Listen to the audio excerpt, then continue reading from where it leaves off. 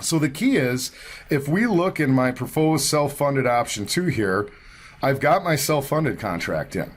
You're able to come in and see our fixed, expected, and maximum cost based on the parameters of that self-funded contract.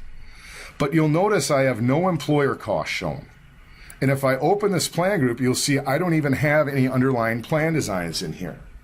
So the idea is we can compare fully insured options to self-funded options just based on that total cost. And then when it's time to bring in the underlying plan design, we're going to be able to come back and add those. So in my self-funded option 1, I've actually entered in an underlying plan design. All right. And what happens is when we add in a plan design to a self-funded contract, we're going to enter in composite premiums that are equivalent premiums, COBRA rates, funding levels. Now, we're not going to calculate these because the calculations can vary. But once we add in this self-funded plan design, in this case, our 4,100% HSA plan, we're going to be able to have to enter in those equivalent premiums, so to speak. And then once I've got my plan design in here and I've got my equivalent premiums, now my employer and my total cost are going to be based just like any other composite rated group. I'm going to come in and put in a premium share. Let's just put in a 70%, and you'll be able to see as soon as I add that 70%, I now am able to see the difference between the total cost and the employer cost of that plan.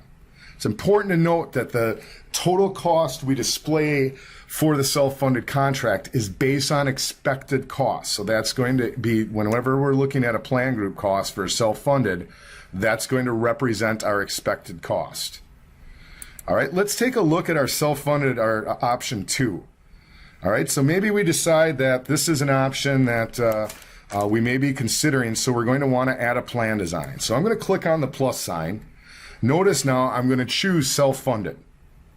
All right, now I could go and search my library for a medical plan design that's used. So sometimes we use, a carrier will use, if they offer fully insured plans, the same plan designs that you might already have in a library. So you can always choose a medical plan like that.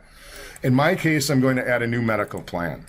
So we're going to call this the 4,100% HDHP. All right. And I'm going to quickly just enter in 4,000 deductible, 100% coinsurance to a 4,000 out-of-pocket max. All right. In this case, we don't have any copays. I'm going to go ahead and create that plan. All right. I'm going to just skip the RX and go right to our premiums. So here is the composite equivalence for that self-funded contract. And for those of you who need calculators to be able to take that annual expected cost and break it down into composite premiums, we'd be more than happy to assist you with that. So I'm going to enter in my composite equivalence here, and you'll notice now when I apply those premiums, all right, I can see those premiums. Next is going to be enrollment counts, all right? So I'm actually going to come in and enter in my enrollment counts.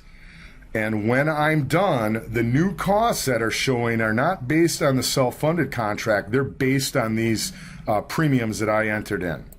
So again, I'm going to come in and put in 70% for my premium share, so we can, once we add those plans and add those equivalent premiums, we can still do our contribution strategy. If I wanted to add an HSA contribution, we can still do all that.